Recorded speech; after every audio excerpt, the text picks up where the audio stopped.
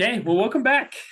Hope you all had a wonderful July. Let's just jump in and share one win you've experienced, and these can be whatever you want them to be. They can be in relative to leadership, to the practice, to personal. Let's just share one win, and then we'll share one challenge that you're dealing with right now. So I'll share my win. I had a baby, so that was pretty great. Yeah, that's the easy one. Hey, that's the easy one out. My challenge is I also had a baby, so It's a 2-for-1. It's a twofer. Yep. Yeah. Yep. So, okay, who would like to go next? I'd say a win, and this is a personal thing, is my daughter made the volleyball team. So she's nice. back off of surgery. She had ACL surgery in December, and we didn't know what that was going to look like. So I had a meeting with coaches in May, and she pushed through tryouts and all summer. And so I didn't know if she was going to have a spot or not. I said, I understand. You know, she's coming back off an injury. I don't want to hold a spot for her. And she is starting, and she is the libero. So she's super jazzed. Fun. Wow. That's great. That was a big win for our family. And what year is she in school? She's a sophomore. Oh, wow. Okay. Yeah. So she's got some time. Yes. Yeah. So challenges. We got lots of challenges here at work. Really. I mean, it's been okay. Yeah. Something I don't. I think we may have talked about this last time, but Dr. Navarro, we've implemented some block scheduling. Okay. And that's been a challenge, but it's panning out. Like we're finally getting a grasp on the schedule. I mean, things have been chaotic, trying to get the special smiles and his regular schedule working together. And so we're dealing with it. It says, what are you dealing with? We're dealing with it. It's getting better. So there are distinct growing pains with that. Yeah. Nobody likes change. Work out after a while though. Yeah. So yeah. Yep. We're trying to be as disciplined is a good word, because it's hard when you have that patient that's on the phone and they're in pain, and we're looking at the schedule and we're like, where are we going to put this patient? Yeah. So we all try to, front office, back office, doctor, we all try to work together and make sure that we're not spreading each other too thin. Mm-hmm. And Kathleen, just one idea that can happen, and I don't know if you're doing this already, but you can also block emergency times. Mm-hmm. Okay, so you've got these slots open and you don't release them, but the temptation is to then turn those into permanent dentistry, and sometimes that can happen. Most of the time it can't. Right. You just temporize, get them out of pain and bring them back. But anyway, good for you all for doing that. Yeah, it's growing pains for sure. I don't really have like a major win other than, the kids went back to school. Hallelujah. But that also brings chaos too when they're back in school and drop off and pick up and all that situation. But they're back on a schedule, which is good. I mean, other than that, I don't know. I don't know that I had a major win. Jen did some training. Oh yeah. The assistants. I don't know if she had done that yet already. Oh, I had my one-on-one with Brighton when that happened. We talked about that. That's why I'm like, I know I talked about that already. So yeah, we did implement some new delegating and some new training for everyone to now take a lot of the print load off of myself. It's kind Great. of everyone is doing their own work now. You scan it, you design it, you 3D print it, and so everyone is kind of doing their own thing. Still in the works. It's still a lot of training, and I'm still guiding them through. But I feel like it's going okay so Mhm. far. And they're excited So- about it, so that's even Yeah. better. That is even better. Yeah. Yes. Yeah. Yeah. Yep. So, Wow. That's a big win. A lot of stress off of me, so I feel good about that. Mhm. Yeah.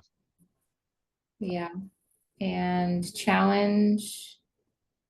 I mean, that kind of can go with my challenge too, is yeah, still in the process of training. So yeah, they start it on their own and then they get stuck, they come to me and I help them through it. What else? Challenge?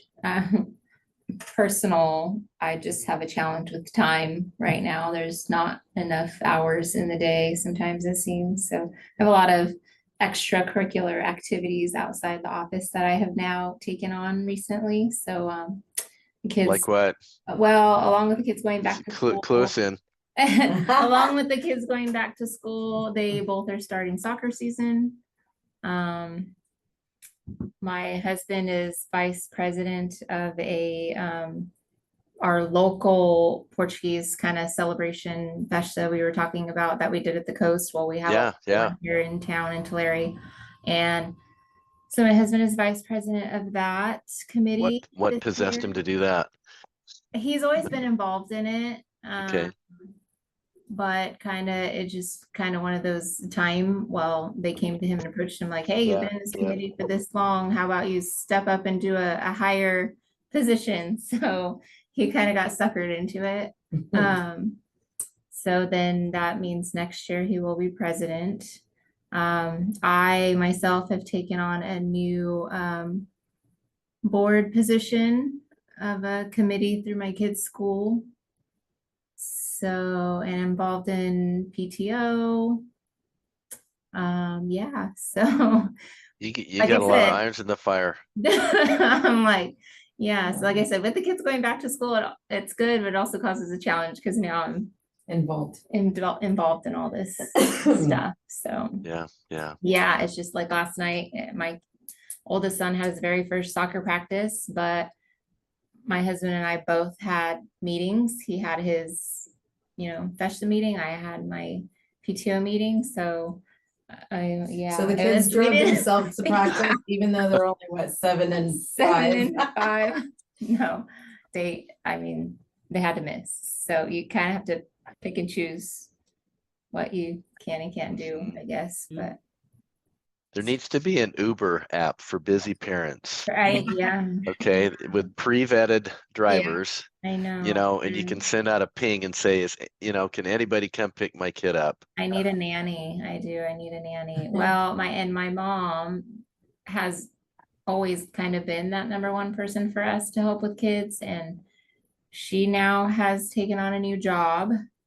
So Oh, wow. tied up Okay. with that. That was our go-to for childcare for stuff like this. So yeah, we just kind of use who we can. The dogs, they stay home with the dogs. Out, I'm getting a job. Yeah, the dogs babysit them. I don't know. So yeah. It's always fun. But we're getting there. I know my friend last night asked me like, oh my God, how do you do it? I said, well, thank God for calendars, because that's sometimes the only way that I know where I'm going and when I'm coming, and my calendar. Oh man, for sure. Yeah, calendars and lists. Yes. Yeah. And then you blink your eyes and they're 19 and 21, like my boys. It's like, wait, you're men now. What happened? We were just doing preschool and soccer and baseball, and it's all over. Yeah, and that's the irony of it. I have a good friend of mine who he's never done it, at least not yet, but he wanted to write a book called 18 Summers. Yes. Because he said, that's all the time you got. Yeah. Yeah. Unless you're 21, they still live with you. Mine just keeps going. And I'm okay with that. It's true though. It's true. You don't realize it in the moment. No. And then the time's over. No, you don't. They're all grown. Yeah. Yeah. So it was good. I feel like all the delegating kind of came at a good time, because it has taken stress off of me while I'm here at work. And So she just Yeah. thought she'd add So more then I just stress. added, so then I just added a different kind of stress. Yeah. On your damn. Yeah, yeah, But that's what we do as moms, right? Mhm. We just do. yep. Yeah, and Brighton will attest dads do the same. Yeah. Yes. Yeah. Tammy, why don't you go next? When my daughter's having my first grandbaby in 8 weeks, I'm excited Oh, about that. Congratulations. That's exciting. They do grow up. I was just telling my daughter that I said, everybody's gonna tell you they grow up in the blink of an eye and you're gonna be like, ah, and it's like, it's true. It's very true. A challenge, we have lots of babies and we have 6 babies in our office and 2 have had babies. And they told us they were coming back. And they're supposed to be back next week. And they told us yesterday that they're not returning. And they're both surgical assistants, so that's a challenge. Oh man, that hurts. Yeah, it does, especially because they were both very good assistants. Yeah. I just, because I explain it to them when they tell us they're pregnant and all that, if you decide not to come back, let us know right away. You won't lose your PTO, any of that kind of thing. And they always tell us they're going to, and then they don't. So, yeah, that's a challenge. But now we're trying to interview, and Great Falls is tiny, so it's kind of hard Yeah, to find people. yeah. Yeah, that's true. But that's our challenge right now. Did you have any temps while they were out? Help?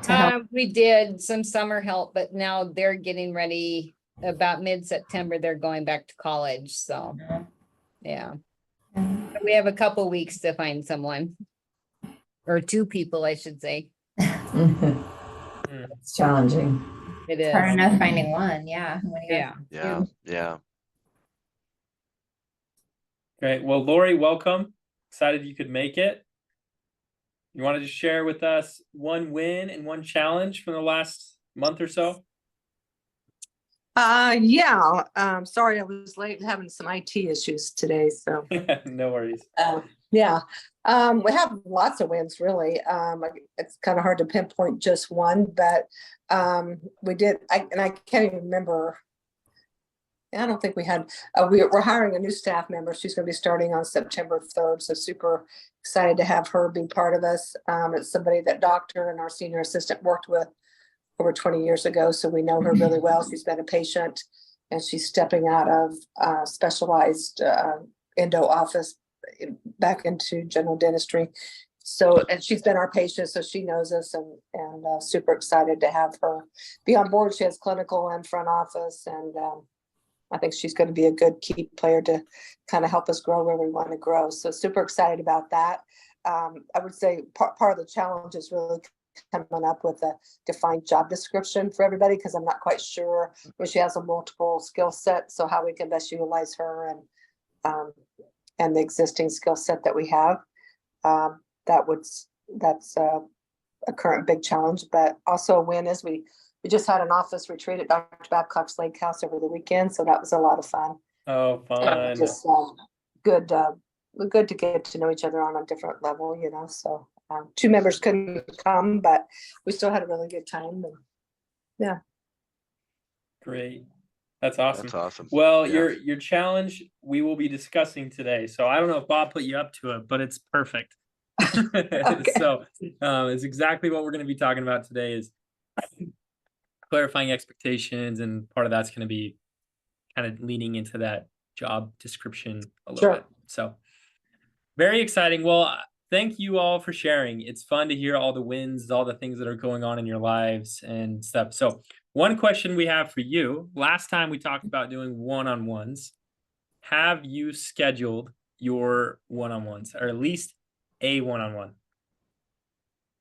Tammy? Yeah, I Did? scheduled them. I haven't done them yet, but That's yeah, okay. scheduled The for next week. invitation was to schedule. Yeah. Lori, Jen, Kathleen, you can just give me a thumbs up or a thumbs down. Actually, I talked to one employee, but Okay, thumbs down, thumbs down. I scheduled one with Doctor. I have my schedule. That's great. Doctor. That's great. All Good. week, all this week.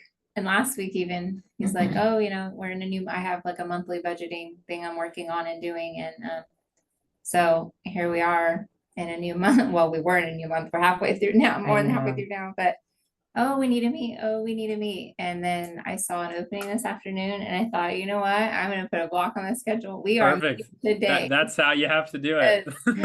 It doesn't happen. Yep, No, that is Jen, how that's you the whole have to do point. it. In dentistry, if it doesn't get on the schedule, it doesn't get done. Yeah. true. So yeah. no, we still need to work on, we need to get our one-on-ones Hmm. scheduled. Yeah. Yeah. Hey, Yeah. write it down, put it on the schedule, whatever. Because those can be really helpful. I know you were all excited about them. So, okay. All right. Just as a reminder, we will do this every time, and you'll notice that's the theme. But we're here to be present and focused. This is not a lecture; it's a discussion. Please ask questions, participate, and the more you put in, the more we'll get out. Okay. All right. Let me ask you all this question. And Lori, you were just kind of alluding to this a little bit. How many of you struggle to know what your role is? As far as what exactly are you supposed to do day in, day out? What problems are you responsible for solving? What problems are other people responsible for solving? Have you ever experienced that before? Yeah. How does that lack of clarity? Go ahead. No, I was just gonna say, hands up if you felt that. Maybe not right now. Maybe right now. Have you felt it? Yeah. How does that make you feel? And how does that affect how you show up? Frustrated and not productive. Hesitant. Hesitant. Yeah. Hesitant. Interesting. Good Oh, word. that's a good word. Yeah. Yeah. I would say for me, having Dr. Navarro by the practice, I knew where my role stood with Dr. B and things that he wanted me to do. So with Dr. Navarro, it was all new. Yeah, it was like up in the something air. would happen and I was like, okay, am I supposed to take care of this? Or, kind of that uneasy feeling of, I don't want to overstep my boundary, but, so getting to know that over this last year is at times was challenging. Yeah. How deep does he want me to go? Does he want me to let go and let him take the reins, or he likes me to take the reins. Yeah. Yeah, we found out. Learning Yeah. that. Yeah. He's like, you do it. You take care of it. Oh, okay. Yeah. Yeah. He doesn't have a problem with that. Yeah. But you came from a doctor who is very much the opposite. Right. Mhm. Yeah. Yeah. So it's a real adjustment. Yes. Mm-hmm. Yeah. Yeah, same. So I had never, I've always been in charge of ordering. With Dr. B, it was just very I had no budget. He never even knew what I ordered and how often, and had no idea. And I just had free reins.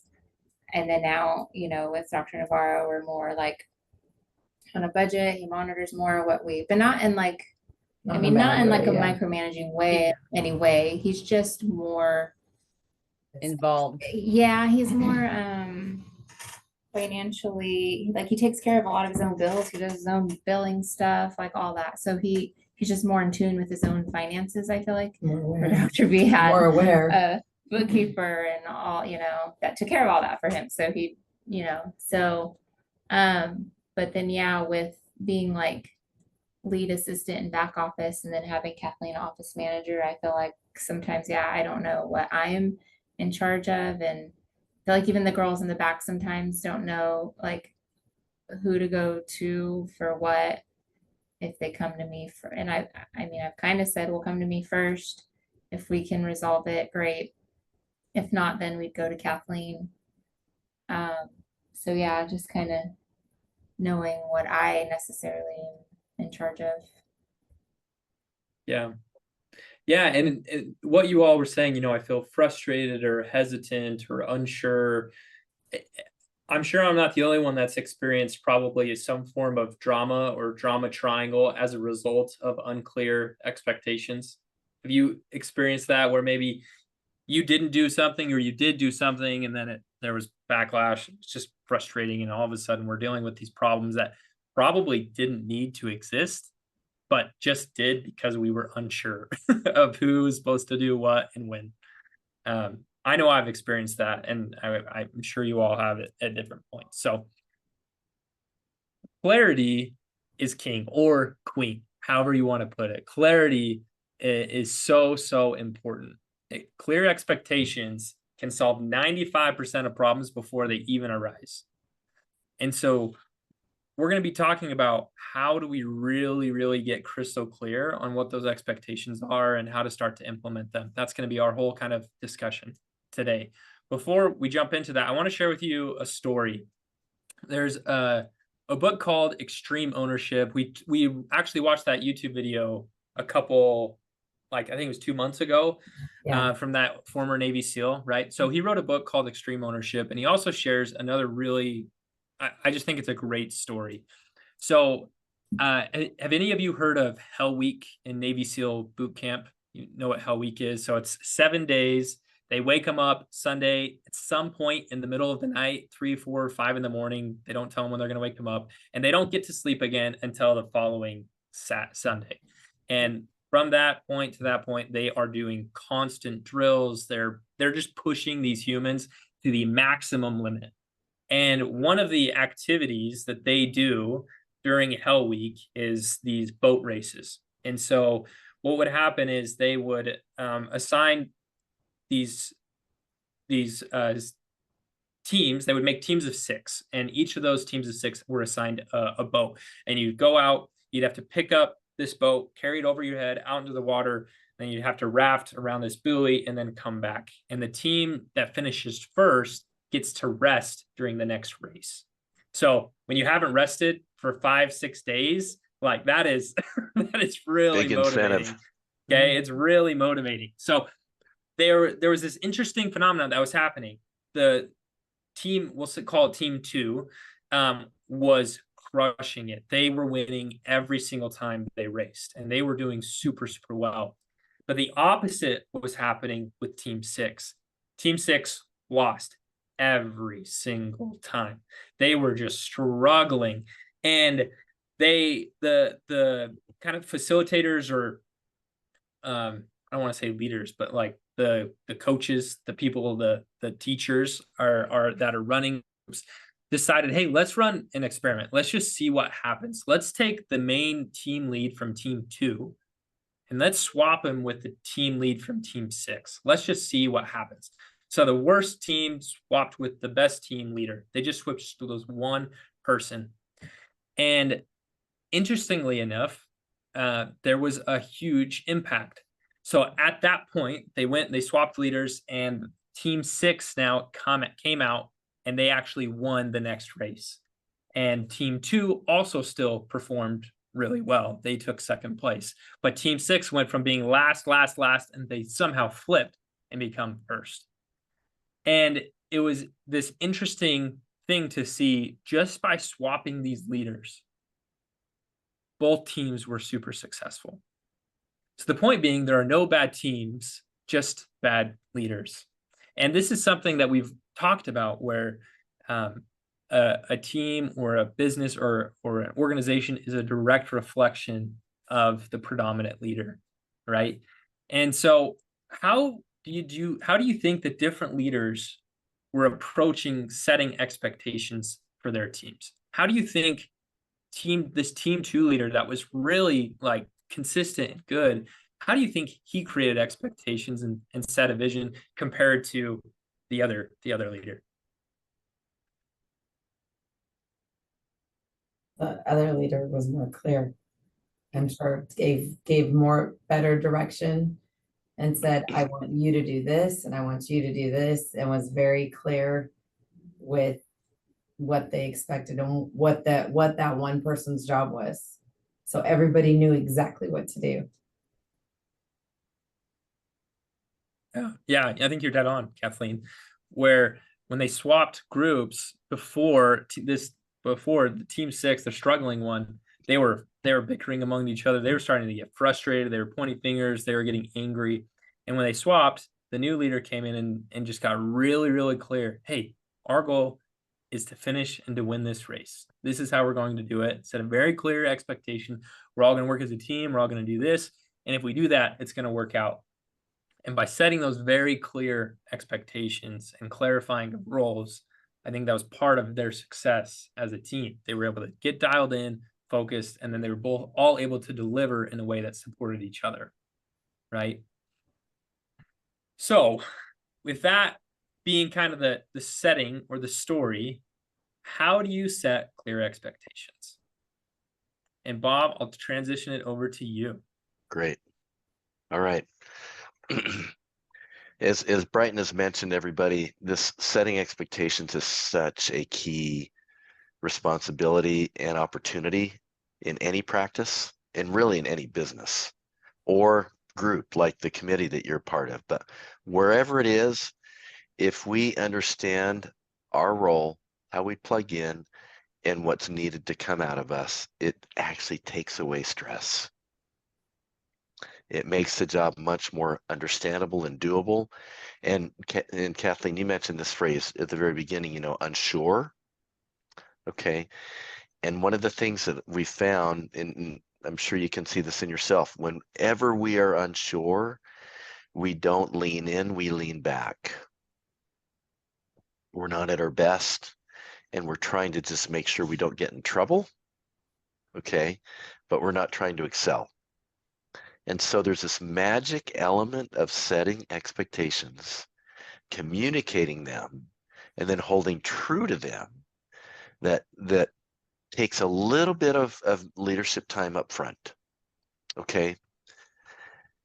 But once we do that, just like the difference between team 2 and team 6, the impact it has on performance is dramatic. But the trap we get in is we think, I don't have time. I don't have time. I don't have time. And so we leave things in this kind of sea or milieu of just a lack of clarity. And with that, we get what we get. So, Brian, let's go on to the next slide and talk about this for a second, okay? Clarifying the expectations. I borrowed this kind of methodology from Stephen Covey years ago in his book, 7 Habits of Highly Effective People. In this, he talked about what he called a time management technique of setting roles and goals. Okay, trying to follow through with one of his habits, which said begin with the end in mind and do first things first. So I borrowed that and thought, you know, in a business setting, if we can set expectations, but start from this kind of headwater of, instead of just coming up with a list like you may find in a job description, okay, begin with something that's much more meaningful and even emotive in terms of why the role is even there. So I just want to give you an example of this, one of the most profound examples that I've seen. About 10 or 12 years ago, I was working with a doctor up in Spokane, Washington, trying to teach him about leadership, about setting expectations for himself, about establishing his own roles and goals. And let me just paraphrase for a second. What is a role? A role is a phrase that just represents a hat that you put on and you take off throughout the day. It is some responsibility that you step into while you may step into another one. So when I was teaching him this, I said, you know, Dr. Watkins, next week, why don't you come back with your roles and we'll start there and see how things go. He said, great, I'd love to. So we show up the next week. And he says, Bob, I've got my roles. I know exactly what they are. And I said, great, what are they? And he said, well, I'm a doctor and I'm a boss. And I kind of let that hang for a second. And I said, you know what? That's a really great start. But could we pick words that are going to have more of an outcome basis to them? Something that defines more of why you're doing this instead of not just what you're doing? And he thought for 10 seconds. He said, yeah, I'm a healer and I'm a coach. Now, you can get automatically the difference between those two sets of phrases: doctor, boss, healer, coach. One is very transactional, the other is very relational. One is very kind of just, you know, this is what I do. The other is, this is why I do it. This is what I'm trying to create. And so anytime we work with practice leaders on helping clarify expectations, we explain to them that this is a process that's actually really liberating and fun to do after the first time you've done it. The first time you do it, it feels a little wonky because it's like, man, I'm using a muscle I've never used before. But the second time you do it, suddenly it becomes really, really simple because you've gained clarity from it. It all starts with this: defining your roles. And once you have 5 or 6 roles, usually you don't go beyond that mark. Once you have the roles defined, you then jump into what are the goals. And the goals are answered in this one question: if this role was done superbly well, what would it look like? And those 2 questions alone can create an enormous amount of clarity in you first. Because here's one of the things that we found, and if you have any place you're writing notes from our time together, I'd like you to capture this thought. If it's not clear to you, it's not clear to them.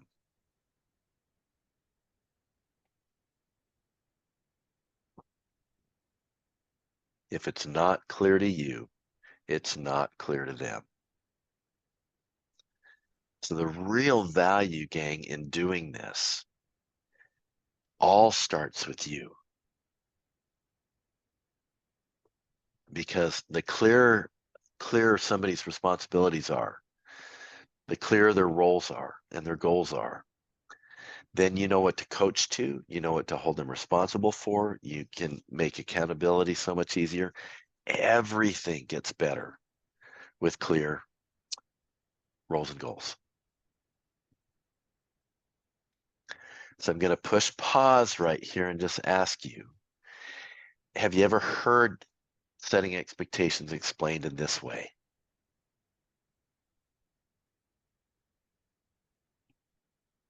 From you, Mhm. Yeah, from me. other meetings, yeah. In your book. Yes. Yeah. Okay. Lori, how about you? Have you ever heard it explained in this way? No, I don't think so. Okay. Not specifically. Okay. Probably not, because it's really unique. And it's not something that is widely taught, but it's super powerful and really easy to do. And again, most expectations are job descriptions. And you guys forgive me for having a cold that I'm trying to get over, so I sound like I'm underneath some water. But you know, we'll go through job descriptions, we create lists, we're really good at doing all those things, but they don't have any context to them. And the beautiful thing about roles is they have context, just like doctor, boss, healer, coach. It creates a meaning behind why I'm here and what I do. So that's clarifying expectations up front. All right. Bob, So oh, yeah, go sorry. ahead, Brighton. I'm Sorry sorry. to cut you off. Do you want No, to please. share an example of what this looks like now, or do you want to do that in a minute? I want to do that in a minute. Okay, cool, great. Okay, because here's what what we're gonna do today is actually help you work on your own roles and goals. And the best place to start, frankly, is to just have you think through, what are the hats that I put on and take off all day long as a leader in my practice?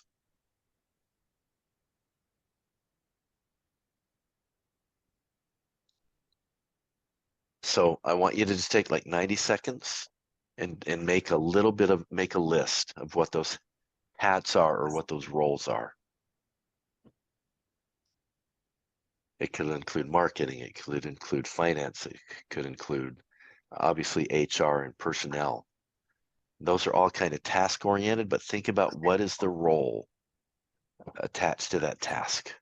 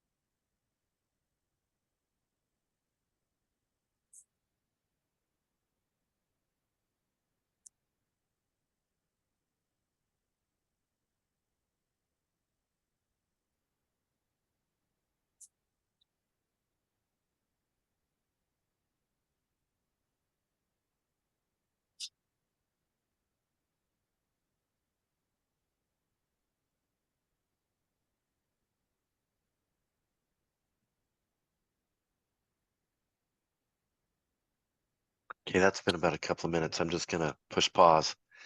What are some of the things that you've wrote down? So I'm an assistant, do inventory. I time manage, Okay, lab tracking, and like a digital lab tech, basically. okay, yeah. Okay, those are good starts. Thank you, Jen. Kathleen, Okay, manager, problem solver, organizer, leader, mentor, cheerleader, like we're gonna get that Mhm. schedule full. yeah, yeah. Coach, decision maker, and listener. Okay, great. Lori, how about you? I'm still kind of working on it, but I put boundary setter, decision maker, problem solver, schedule manager, which equals smooth patient flow. Building maintenance, and I didn't come up with a more effective term for that. Effective supply, purchase, payment, and receipt of goods. Okay, great. Tammy, Confidant, peacekeeper, organizer, coach, delegator. I couldn't think of one for accounting. A different word for it, so. mhm. I always like to attach the word champion if you can't think of something. Yeah. Okay, like finance champion. All right. Yeah. We have a auto body shop that just got purchased, Bob, and the new company is called Crash Champion. And I Yeah. thought of you as soon as I saw the sign. I wonder if 'Cause Bob named it. You've heard me Okay. use that phrase before. Yeah. Yep, you have. And okay, so can we give you just a little bit of feedback? Kathleen, Mhm. work on bringing yours down to 6. Okay, Okay. See which ones you can kind of wrap together and maybe into a broader word. All right. Jen, with yours, they're a little more task oriented, kind of like doctor and boss. Okay. Think more about what's the outcome that I want to create from this role. Okay. Like the phrase assistant. Is there an outcome that you're trying to create by being a clinical assistant that could become your role? Is there any phrase that comes to mind? No. Stumped. Okay. I don't know. Can I throw one out at you? Help me, yes. Clinical partner. Oh, yeah. Okay, because Yeah. that's really what your role Your is. famous words. You know, you think about what a really effective assistant does. They are a complete partner in care with that doctor.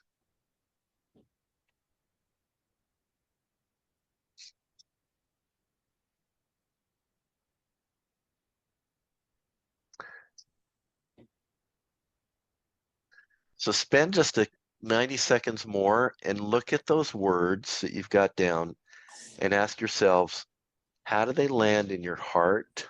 Is there a different phrase that you could use that's more inspirational to you to start with?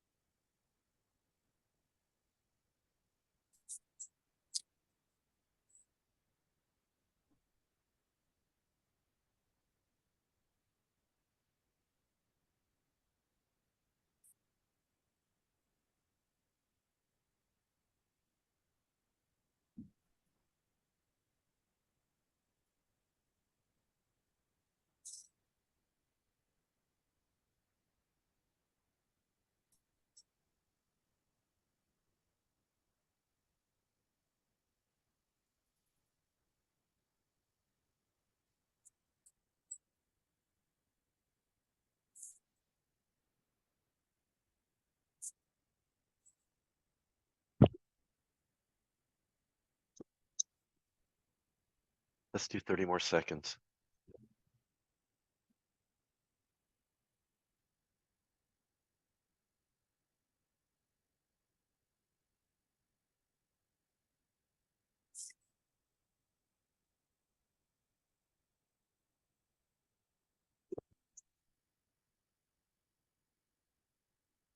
Okay, let's see what we got now for our second pass.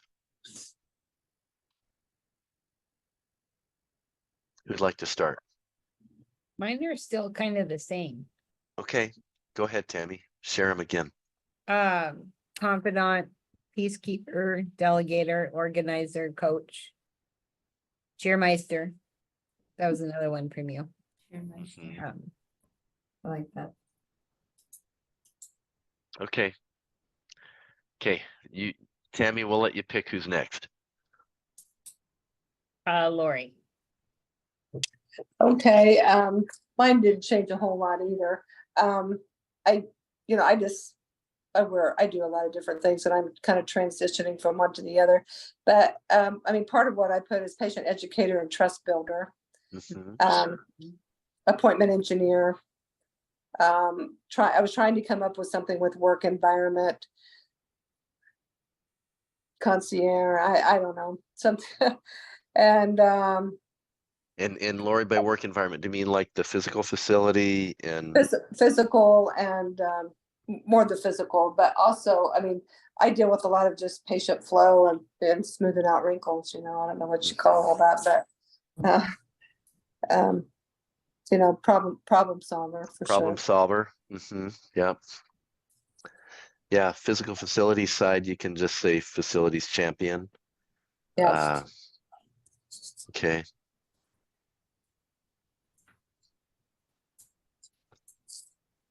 Okay. Lori, you pick who goes next. Let's see. I gotta come up with everybody's names. Sorry, I got a call coming in on my phone, so So you got Jen and Kathleen that haven't gone yet, so. Jen. So I got the clinical partner we talked about. The time managing or time manager, I put chaos coordinator. Okay, I Yeah. like it. I like that. That is very true. Very true. Digital lab technician, so like, because we have CEREC, so I mhm. put design Yeah. master. Okay, I love it. Yeah. And then trainer, I had down, I put mentor, so Cool. Okay, great. only one I couldn't come up with is ordering. I don't know. Shopper. Super supplier. Yeah. There you go. Super supplier. Yeah. Yeah. Supply meister. Yeah. Supply meister. All Okay, right. I have, instead of manager, I chose leader, problem solver, organizer. Instead of mentor, I put coach, and then cheerleader and decision maker. Great. Okay. So now here's the next stage in this.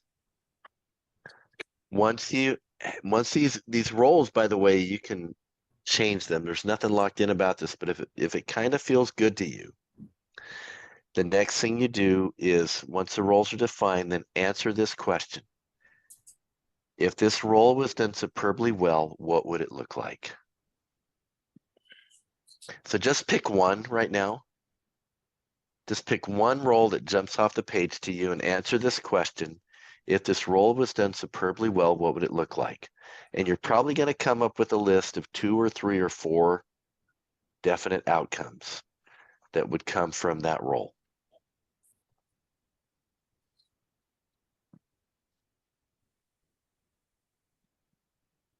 We'll take a couple of minutes on this.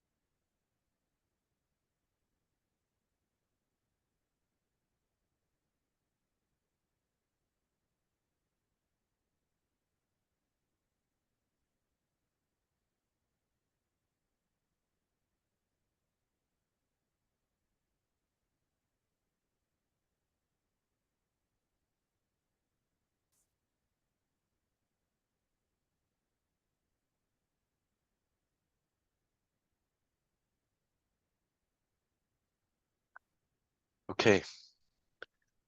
What did you have down? Why don't we start with Kathleen? Yeah. And then you can pick who's next, okay? One role. Okay, What would it look like if it was done superbly well? so I picked problem solver.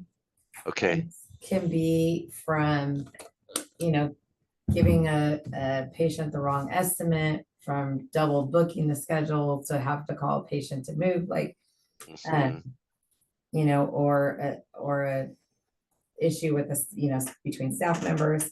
I would discuss with the staff member what the situation is and how did this happen.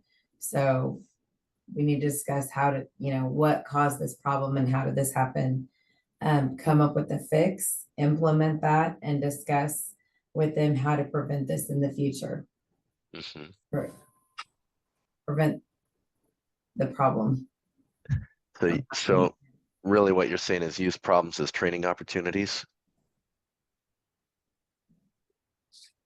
Just try to, Okay. I mean, anytime something comes up where, you know, okay, we gave a wrong estimate. Okay, you know, what do we need to do? We need to flag this patient's chart. Do we need to, you know, different. So anytime something happens, we want to try to prevent that from happening again, if Mhm. possible. So Sure. going Yeah. through the steps and discussing it and coming up with a fix, not just Mhm. solving the problem, but preventing the problem from happening again. And so that way it's smooth sailing. Mhm. Okay. Okay. Who would you like to go next? Jen. I kind of combined some of mine, I guess. So That's clinical, okay. clinical partner and like chaos coordinator. Those two jobs together, if done well, would equal like a smooth schedule. Mhm. I kind of did others too. And then like with the ordering and inventory, or what do we say, supplies? Super supplier. Super supplier Super supplier. Okay. would Yeah. equal like cost efficiency for the Mhm. doctor. Mhm. Not running out of items. And, yeah. And then like, what else? Oh, the design master would equal happy patients. Okay. Yeah, And probably happy doctor also. yeah. Mhm. Yeah. Okay. Who do you want to go next? Tammy. I did the mentor one. Employees would feel like they're heard and can ask questions. Employees would know what is expected of them and of the management team. And you'd be able to see any issues before they become problems. Like if an employee doesn't understand something, you can clarify it then before it became a big problem. Mhm.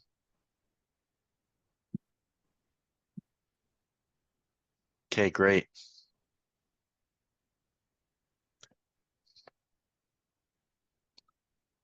Okay, Lori. I kind of combined a few of problem solver, appointment engineer, staff coordinator, and coach. Smoothly coordinated, effective day of providing exceptional dental care to appreciative patients and financially rewarded for our efforts. Good. Okay, I'd probably not combine those quite so much. Okay. Okay. And here's the only reason being that if it's too kind of compressed, Right. all right, what we've done is we've taken roles and we've just put them all, we've put 3 hats on at the same time. Okay. And let me just show you why this is important. Okay. I'm going to give you an example of Brighton, if I can share. Where does that go? Right there. Okay, great.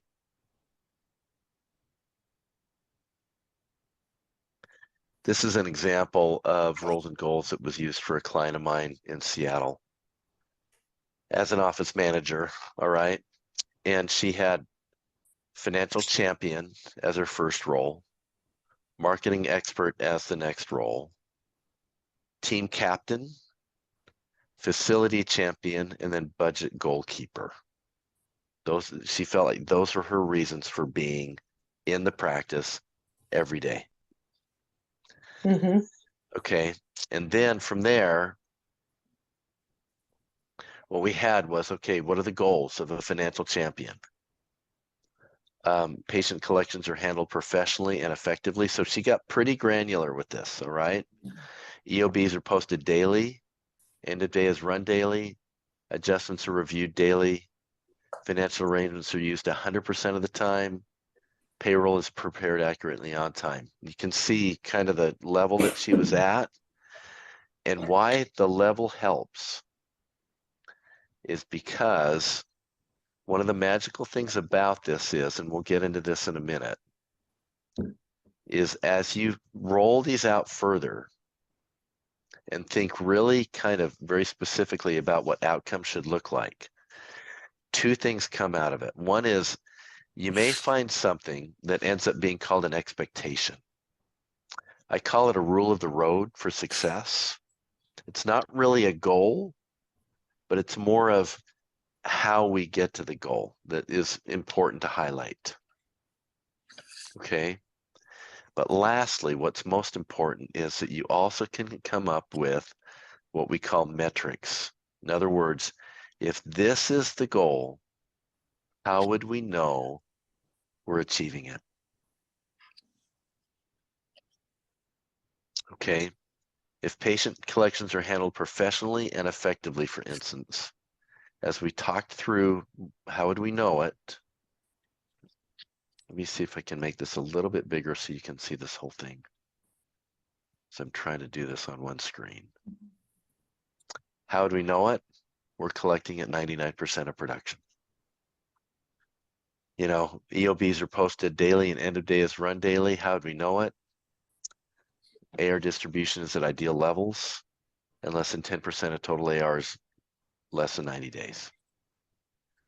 So we're trying to come up with now, if this is the role, these are the goals, how do we know we're actually fulfilling them? That's the greatest level of clarity we can get to. And what we found is one of the best ways to do this is to sit down and kind of work this through for you first. And it's what's called a cascading process. So don't take the roles and throw them all into one bucket. Instead, stick with the roles and then ask yourself, if that individual role was done well, what would it look like? And then, how would I know it?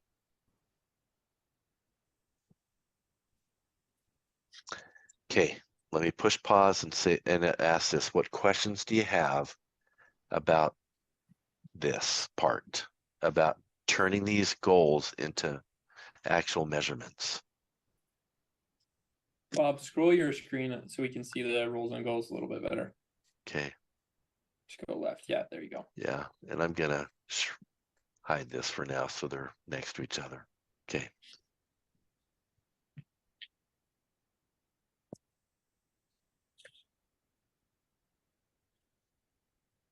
So Kathleen, for example, how would you know that the role of problem solver is succeeding?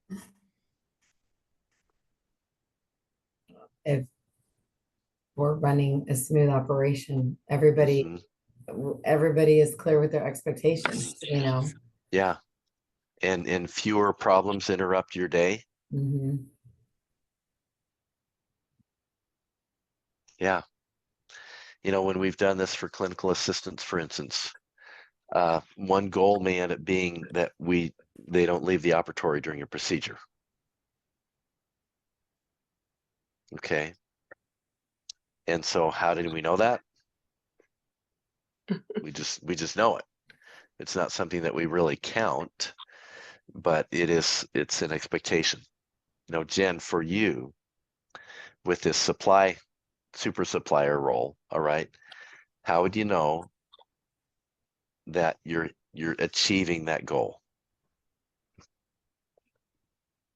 Yeah, I have track on an Excel spreadsheet, well, the one from you, so how it says the supplies are at less than 6% of collections. Yeah, Ours is set exactly. higher. Dr. Navarro gave me a specific percentage number, but I felt like ours is pretty high. And I had talked to him about that. He has ours at 12%, but I mean, it seems pretty high to me. That is very high. Does that It says include, because does of, that include lab and implants? yeah, implants, bone graft, yeah, it does include not like all the lab stuff, lab fees and costs, no, but like implants and bone grafts also was, would we consider supplies. Yeah, But he, in his head, I And- think he's thinking because it's a multi-doctor practice. it should still be split But I think apart. it should still be the same because those doctors are also producing, you know, so That's I, exactly right. Yeah, yeah, so like, we're meeting this afternoon, so I'm gonna okay, try and talk with him okay. about that again. I think the 12% number he's saying he got from, yeah, his accountant, No. so, I don't know, Mm-mm, yeah. mm-mm. No, Which when you 6, and I talked and you made it for me, you had made it for me back like when Dr. B was still here. right, right. And I think we had it at either 7 or 8%. Mhm. But that did not include implants and bone graft, like lab was on a separate. Right. Yeah, and because there are industry benchmarks that we can go against for some of these measurements, like supplies. Okay. The best supply order that I know of keeps her number under 5%. Okay. 12% is really high. And best practice would be to separate implants and bone graft from just supplies themselves, so we can track regular reoccurring supplies as a separate line item. Okay. So did I hear you correctly? It should be 6% Of or less. collections. Yeah. Yeah. And excludes Prior bone prior graft. months. Prior months collections. collections. Okay, Okay. but excludes bone graft and implant parts. Yes, and lab. Yeah, lab should be tracked separately. Okay, Okay. And that number can vary based upon if you have CIRAC or not. All right. If you're using a CAD/CAM system, then that lab number should be around 2 to 3% max. See, and I feel like a lot of our Ceric supplies are under supplies. Cause Yeah. you order I know, because you're ordering them at one time. frequently, yeah. Yeah, yeah. And the supply houses make it really difficult to split that out, Mm-hmm. you know. So if that's the case, then we just adjust that supply number to know that. But again, 12% would be way high. Yeah. Okay. That's what, because this last month was the first month that I really, the month, what was that? July was the first month that I really did like, I set a goal of like, hey, I really want to mark this and keep track of it. And I did. And then he even came to me at the end of the month, like, oh, you did really good. And I'm like, I know, but like, because I feel like that 12% is very high. Yeah, it is. That's very high. Yeah, so. Yeah, yeah. And even this month, like I'm doing really well again. So I'm like, I think we need to adjust that. Hmm. So, Yeah, I think you do. But that's the value, though, of at least having a number. yeah, You see? yeah. Okay, you've got, because, you know, I heard this phrase a long time ago, numbers don't tell you everything, but they do tell a story. Then what's the story? Okay. So that's the real potent part about this is if we can work through roles, then goals, and not everything's going to have a metric attached to it. That's impossible. But a lot of things can have, so that you really know, am I winning? Are we winning? Are we fulfilling what we're supposed to do or not? And if not, then just like Kathleen with your example, okay, we got a problem. Great, let's unpack it. Let's learn from it. Why? What's happening? So we can get better. Okay. So I want to email this out to you just as an example. You can kind of see this template. I know this kind of sounds nerdy, and I'll take that on face value. I like to do this in Excel. just because it seems to facilitate this well, to go from one to the next to the next. But if you had this for you, how do you think that would help you in your both communication and accountability to your doctor or doctors?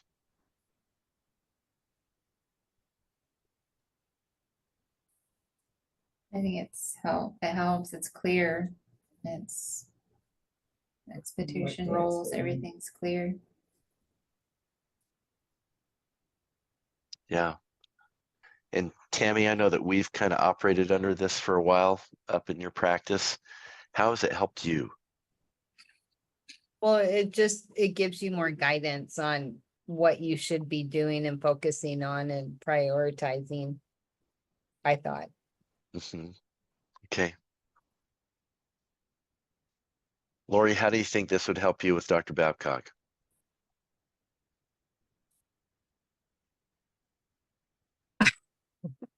I'm not sure. We have a lot of ambiguity in our office. So definitely need to get started, but it is a little overwhelming in the starting up process. Mhm. Thank you for being honest. Yeah.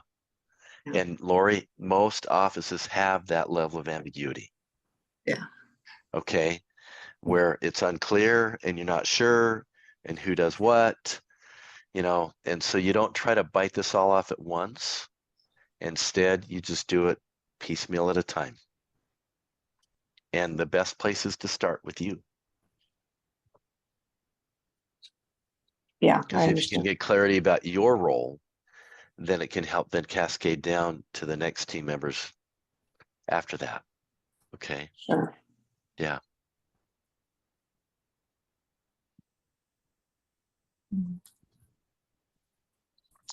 And it can seem a little daunting just because, we've spent an hour on this, but it's like the first time you've done it. The second time and the third time you've done it, it actually starts to flow pretty easily because you've had a chance. Okay. So Brighton, let's go to the next one, communicating expectations. All right. The whole idea behind this is not to have to stop with you, but to then start to work on this for all members of your team.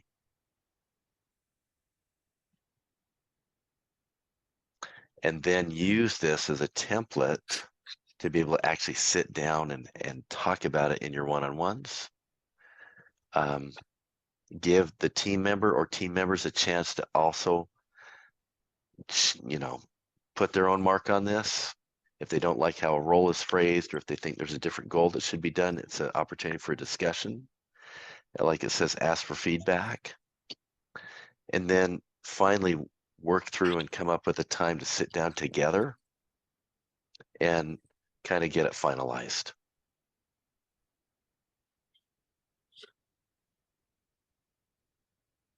And sometimes for an office, the best place to start, frankly, is at the front desk.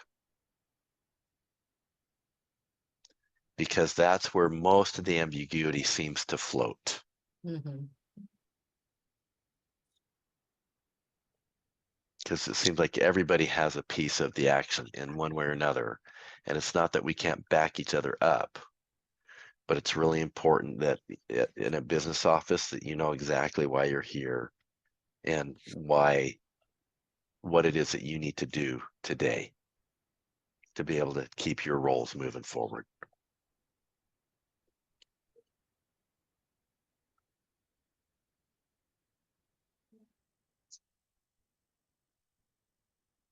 And then the last part of this is to then hold true and follow up.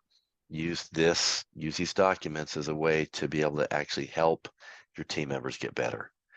Stephen Covey once said, holding people to a responsible course is not demeaning, it's affirming. All right. Rarely have we ever found people in a dental practice that don't want feedback. Most team members crave it. And it's not that they don't want clarity. Most team members really want it because, like we said earlier, It gets rid of that lack of surety. And then you just use this as a follow-up. It becomes part of how you help lead your team.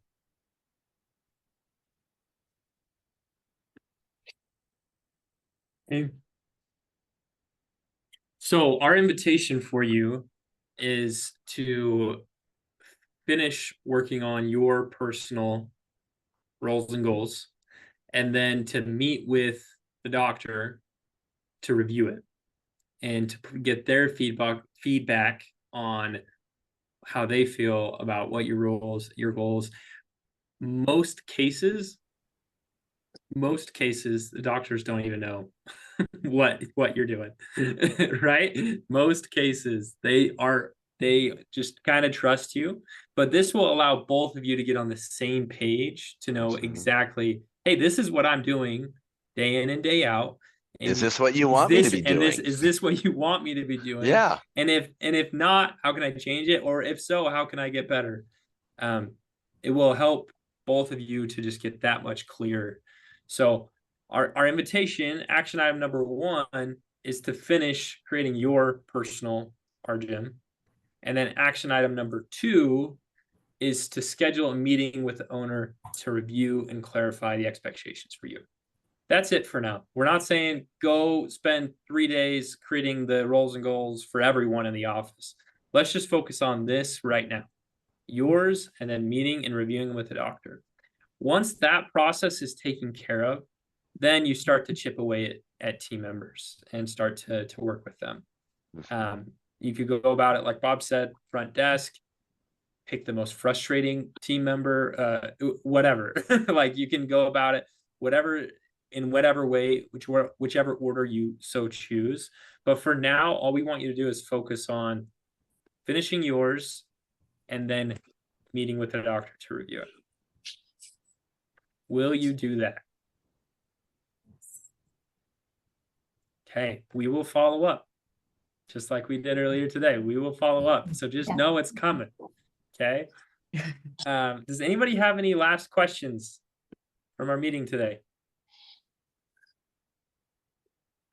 We will send out that template in an email later on today, so you'll have it. You can refer to it.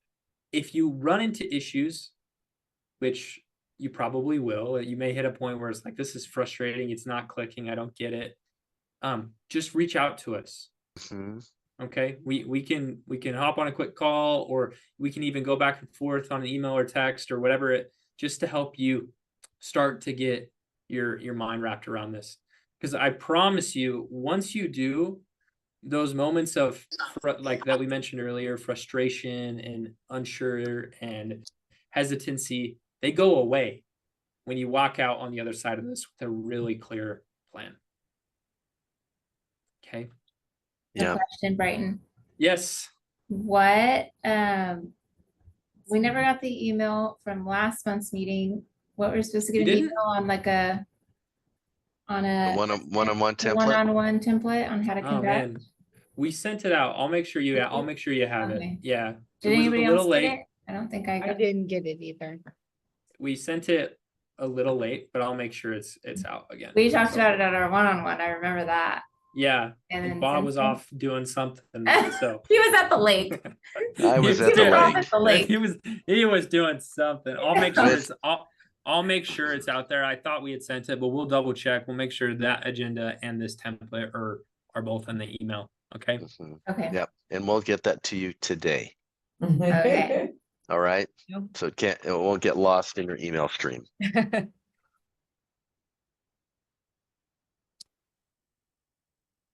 Let me Hey, just any other close with, questions? yeah. Let me just close with this one last thought, Brighton. Clarity can drain away chaos.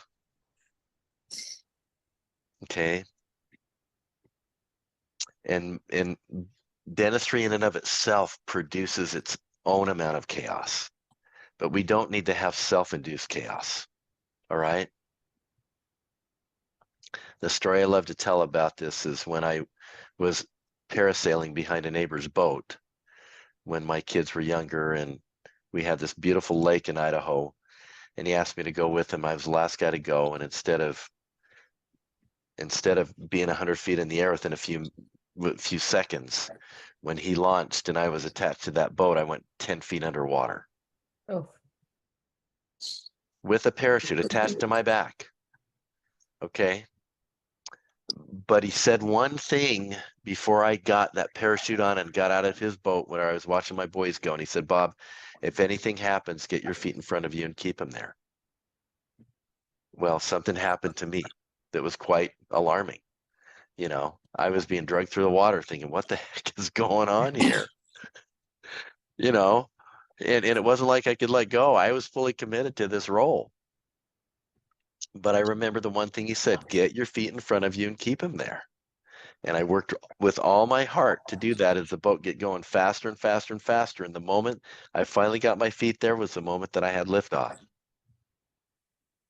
And what's ironic is the clarity he gave me allowed that to finally happen.